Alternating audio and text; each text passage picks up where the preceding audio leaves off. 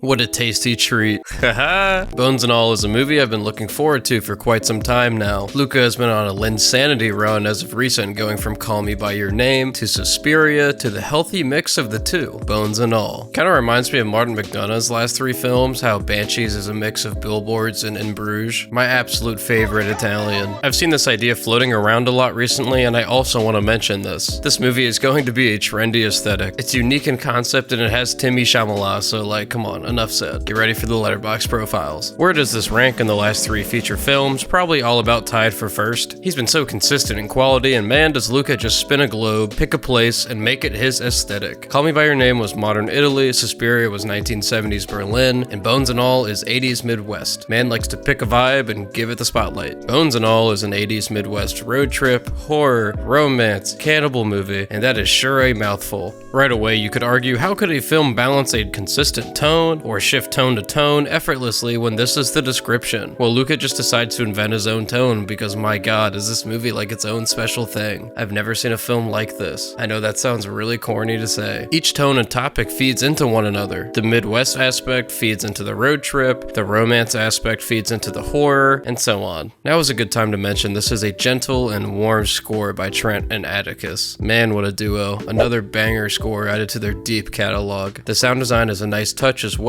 as you hear every crunch of bones and every gobble of guts. If I close my eyes in most scenes, I know where I am and what's happening. Luca has made something that stands alone, and he took a lot of risk while making this. You could argue this film looks a little sloppy. The editing and composition took a more artistic direction than you'd expect. Lots of quick, jarring cuts, lots of close-up shots with characters framed dead center staring at the camera, and characters taking up around like 2/3 of the whole screen at times. It's not your traditional looking film. The tone is held together by the performances as well. The main trio is perfect. Mark Rylance, my god, I am usually not his biggest fan. Something's just off for me in his performances where he just kind of goes for it. I prefer his tamer roles, usually. Not here, man. Why is this my favorite supporting role of the year? He will get no award buzz for this, but my god, he is genuinely so haunting in this film, man. The writing helps, but also just the way this guy moves and slowly delivers those bone-chilling lines. I love at the heart of this film is showing both ends of the spectrum when living with this affliction. Mark Rylance showing the loneliness this has become for him and how he is starting to champion his kills by taking hair from the victims. Compared to Timmy's character, who is just trying to live and he's not morally well either. He has accepted his fate that he must kill a necessity and tries to dissociate the person he's killing from their life. When he kills the fair employee, he doesn't know that he had a family, but it's the fate he's accepted. Those type of things are going to happen, and it's a sad reality of their affliction. Taylor Russell is still the heart and soul of this film and is the device that moves the plot forward. I absolutely adore the first 30 minutes of this film without Timmy. It's such a perfect hook only involving her. And come on, we get such a good gross out early. The hook shows us why she is on the run and how broken up her family is. Yeah, your family gets pretty broken up when you find out that your daughter, you know, eats people. What follows is a road trip movie with various pit stops, and it just works. You realize early that the road trip will most likely lead to nothing, as it's a stretch idea in the first place, which you could view as a flaw to the film. For it being 130 minutes, it's not very dense. It could have been shortened, but it didn't run too long for my liking. If you like the world created and it's a road trip vibe, what's the issue? There is a certain scene stealer in the woods, and I'll just let you go in blind to that. Just be on the lookout. You cannot recognize this actor anymore. This film is genuinely horrific. Dare I say this movie made me jump the most this year, and it could be argued it's because of the jump scares, but I attribute it to the way that the film is edited. The movie has set up these scares in such a creative way. This is a great body horror movie and it needs more attention. I shouldn't be shocked when Suspiria has one of the grossest movie moments in recent history. A few of them. At the end of the day, it's a tragic romance dealing with the themes of desire, being ostracized, sense of belonging, self-discipline, through the lens of a coming-of-age movie. The ending could be better in my opinion, as it felt like a forced climax where characters just meet because they believed a climax was needed. I was legitimately going to be happy if it just ended at a certain shot without the return to conflict. This is in my top 5 of the year and I'd give it like an 8. Love my Italian homie.